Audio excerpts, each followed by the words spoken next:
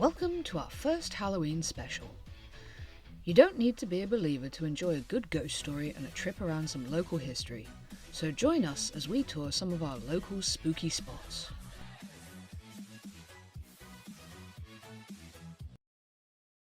We'll start in the pretty little village of Daresbury. It's mostly known as the birthplace of Lewis Carroll, but it's been a busy little settlement for thousands of years. The tower to this church is about 1,000 years old, and it stands guard over the many residents of the churchyard.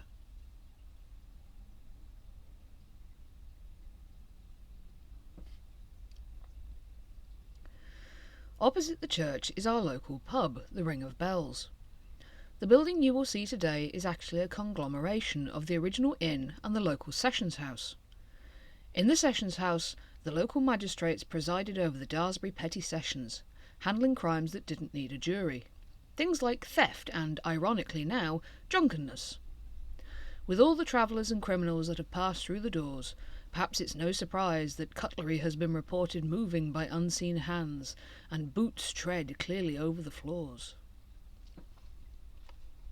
Far beyond the reach of our GoPro are the skeletal remains of Daresbury Hall.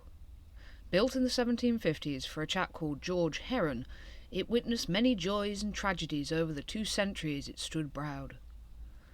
Folklore says that a stern-looking man in dark clothing was seen to walk around the lower floors before fading away in front of people. Whether he still does or not is unknown, as the building suffered a convenient fire a couple of years ago. We're coming out of Daresbury now and heading on to Newton Lane. Somewhere in amongst these trees, and possibly beneath the motorway, lie the remains of the Daresbury stones.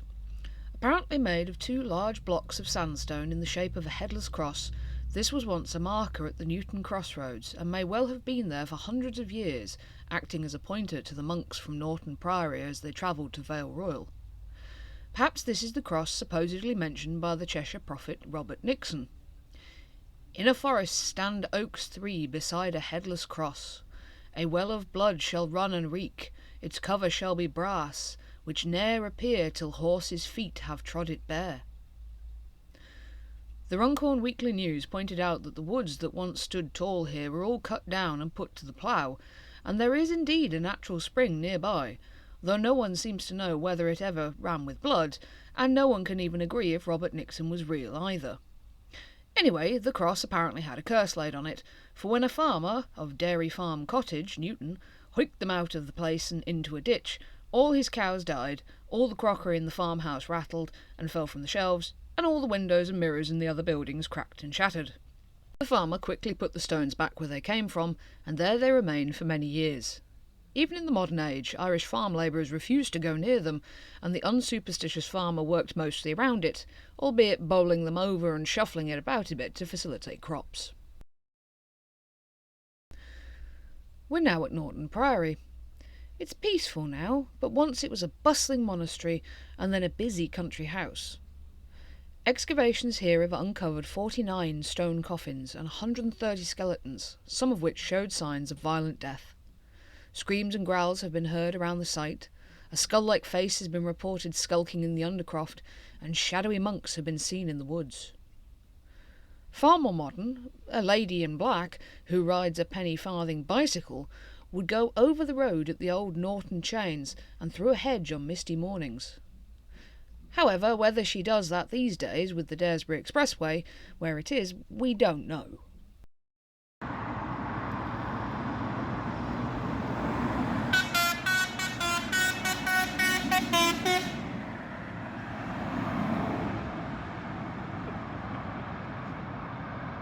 I wonder what the ghost would make of that.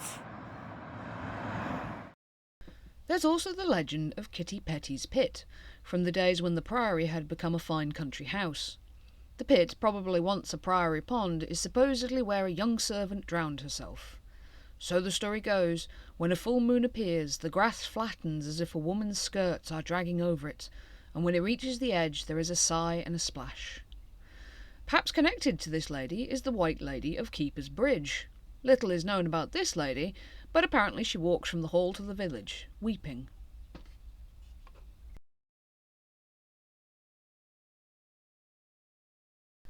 This is Walton Hall. A hall has been here since at least the 1600s, but the building you can see here today only dates from the 1830s. The estate was bought in 1814 by the Greenall family, beer barons of Warrington, and, as was the trend back then, they set about flattening the old and building the new.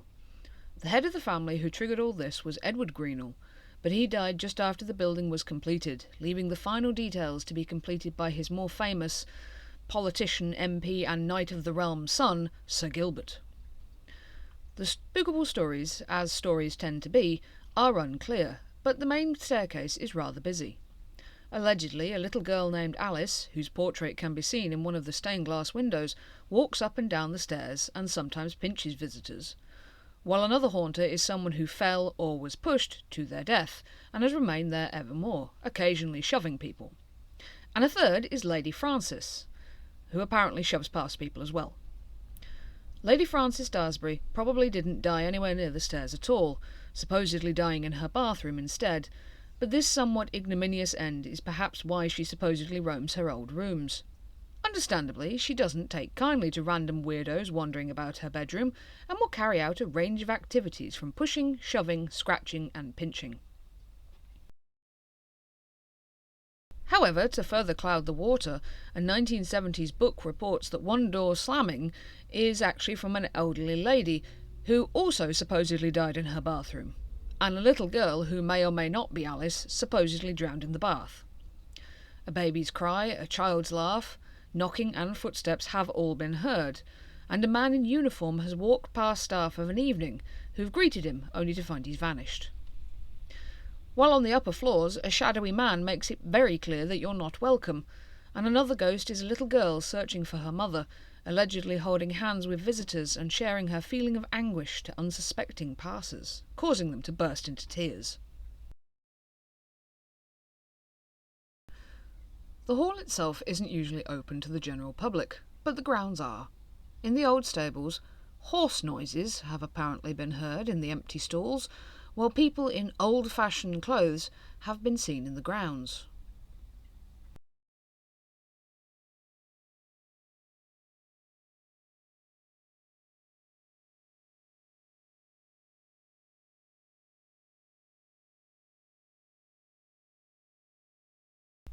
We're now in the canal-side village of Moor, and stood on Hob Lane Bridge. How Hob Lane got its name is a mystery, as hob can be a word for hobgoblin and ghosty ghouly type creatures. Anyway, Hob Lane allegedly has a ghostly figure that walks it, causing feelings of dread and fear. Just off Hob Lane is Moor Hall. The hall's main ghost story is a fine example of how a story can change over the years. The legend says that General George Peter Heron was about to be escorted to the Warrington Academy by two soldiers in the early 1800s, and they were waiting for him in the hallway. Somehow Heron's aunt fell over the banisters from the second floor and landed on the bayonets, and since then has caused a certain amount of spiritual disruption. As improbable as that is, a little bit of digging reveals a potential strand of truth. General Heron's father, also called Peter, may well have had his wife's aunt living with them at the time of her death in 1770. Her death was of unspecified causes, but I'll go out on a limb here and say it was definitely not impalement. Another version of the ghost of Moor does say that the lady simply fell down the stairs, and was still rather unhappy about it, hence haunting. So perhaps Frances Byrom could be the unfortunate lady. Whoever it is, apparently the family dog refused to go upstairs and would never enter a certain room downstairs either, while the cat kept being discovered behind locked doors. Lights would turn on and off. The third floor allegedly became off limits because of footsteps, shuffling and other noises.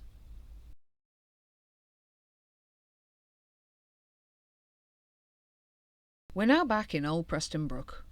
Here on the Chester Road, a phantom motorbike has been spotted silently coming down the hill before vanishing. Could it be a reenactment of this fateful last moments of a motorcyclist in 1936?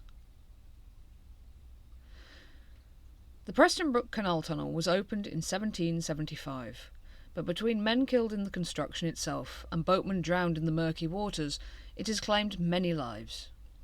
Today, headlamps belonging to boats that never come out, and pitiful cries for help have been reported, but mostly it's described as having just a horrible feeling to it, with some boaters refusing to pass through it at all, and choosing to walk over the top while someone else steers their boat through.